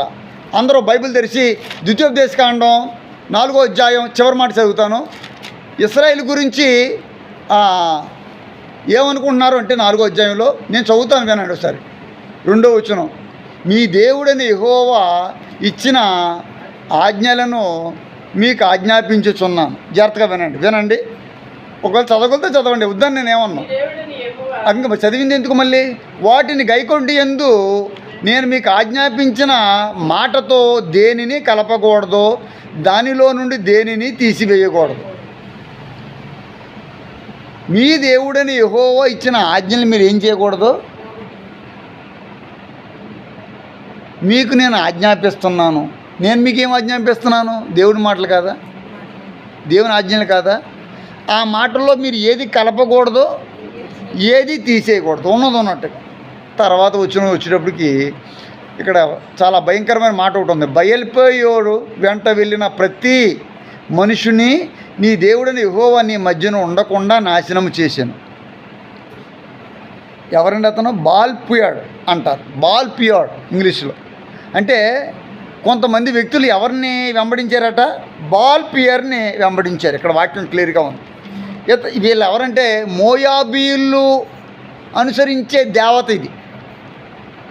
ఇశ్రాయేలీల్లో కొంతమంది ఈ విధంగా ప్రవర్తించినప్పుడు ఏం జరిగింది? బయల్పేయోడు విషయములో యెహోవా చేసిన దానిని మీరు కన్నులారా చూచిద్దరు కదా. బయల్పేయోడు వెంట వెళ్ళిన ప్రతి మనుషుని నీ దేవుడిని యెహోవా నీ మధ్యన ఉండకుండా ఏం చేశాడట? నాశనము చేశాను. దేవుడికి స్తోత్రం. సరే, అక్కడికి ఒక సబ్జెక్ట్ అయింది.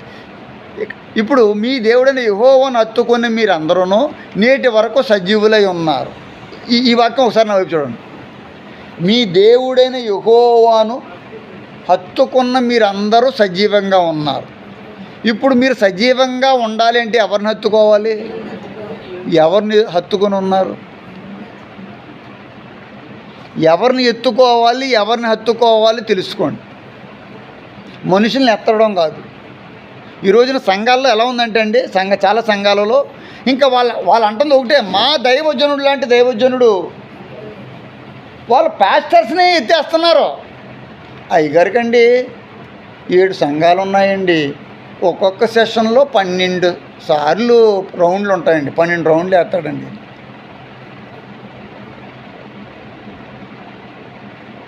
మనుషుల్ని ఎప్పుడూ ఎక్కడ హెచ్చించొద్దు. ఎవరు హెచ్చించబడాలంటే దేవుడు మాత్రమే హెచ్చించబడాలి. పాస్టర్స్ కాదండి గ్రేట్. దైవజనులు ఎప్పుడు గ్రేట్ కాదండి, దేవుడు ఒక్కడే గ్రేట్ అండి. ఏ వ్యక్తి, ఏ సంఘానికి చెందిన వ్యక్తి అయినా సరే మనుషులను చూడకూడదండి.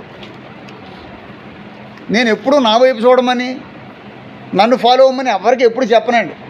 నేను ఇంకా మనుషులను వదిలించుకుంటాను. ఎందుకంటే మనకి మనిషి రిలేషన్ కాదు, మనిషికి దేవుడికి రిలేషన్ ఉండాలి. నేను ఎప్పుడు టార్గెట్ మనిషి వైపు చూడొద్దు అంటాను. నేను ఎవరి వైపు చూడాలా? దేవుడి వైపే చూడాలా. మీకు ఉండవలసిన లింక్ దేవుడితో. నేను ఎప్పుడు కూడా స్వీట్గా మాట్లాడి నా వైపు ఆకర్షించను. కొన్ని సంఘాల్లో కొంతమంది ఏం చేస్తున్నారట?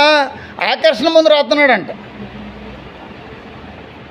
వాళ్ళు తినే కారబుందులో, వాళ్ళు తినే స్వీట్లో ఆకర్షణ ముందు పెట్టి వాళ్ళందరినీ కూడా ఆకర్షించుకుని ఇంకొకరి వైపు చూడకుండా చేసేస్తున్నాడంట. మరి మేము చాలాసార్లు పెట్టాం. ఎప్పుడు మేము అలాంటివి ఏం చేయలేదు. మాకు అలాంటివి తెలియ కూడా. ఒకవేళ నిజంగా పెట్టినా వీళ్ళు వికర్షణ అయిపోతారు, కానీ ఆకర్షణ ఎవరు మాకు.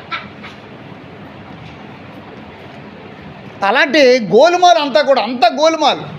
మనుషుల వైపు చూడకూడదండి ఎప్పుడు కూడా. ఎప్పుడు దేవుడి వైపు, దేవుడి సంఘం వైపే చూడాలి. ఇక్కడ వాక్యం చాలా చక్కగా చెప్తుంది. చివరి మాట ఏంటంటే, నా దేవుడిని యెహోవా నాకు ఆజ్ఞాపించినట్లు మీరు స్వాధీనపరచుకొని పోవు దేశమున మీరు ఆచరించవలసిన కట్టడలను, ఇక్కడి నుంచి ఇంపార్టెంట్, కట్టడలను విధులను మీకు నేర్పితిని. ఏం నేర్పించాను మీకు? కట్టడాలను విధులను మీకు నేర్పించాను. ఈ కట్టడలన్నిటినీ మీరు గైకొని అనుసరింపవలెను. వాటిని గూర్చి వినే జనముల దృష్టి దృష్టికి అదే మీకు జ్ఞానము, అదే మీకు వివేకము. మీరు కట్టడలను విధులను గైకొనడమే దేవుడి దృష్టిలో జ్ఞానం. చివరి మాట ఆయన కట్టడాలు అంటే ఆయన ఆజ్ఞలు, ఆయన విధులు అంటే ఆయన శాసనాలు, ఆయన వాక్యం, ఆయన చెప్పిన ఉపదేశం ఆలకించడమే జ్ఞానం. దాన్ని అనుసరించడం మరింత జ్ఞానం. అదే వివేకం. అంతే తప్ప పైసా కూడబెట్టడం కాదు, విదేశాలకు వెళ్ళి డబ్బు సంపాదించడం కాదు, విదేశాల్లో ఉద్యోగాలు చేసి లక్షల కోట్లు సంపాదించడం కాదు దేవుడి దృష్టిలో గొప్పది. ఒకడు లోకమంతా సంపాదించుకుని తన ప్రాణాన్ని పోగొట్టుకుంటే వానికి ఏమీ అని వాక్యం చెబుతుందండి. డబ్బు సంపాదించడం తప్పు కాదు, ఉద్యోగం చేయడం కూడా తప్పు కాదు ఇక్కడ. కానీ ఇవన్నీ చేసి వాడి ప్రాణాన్ని పోగొట్టుకుంటే వాడికి ఏం ప్రయోజనం?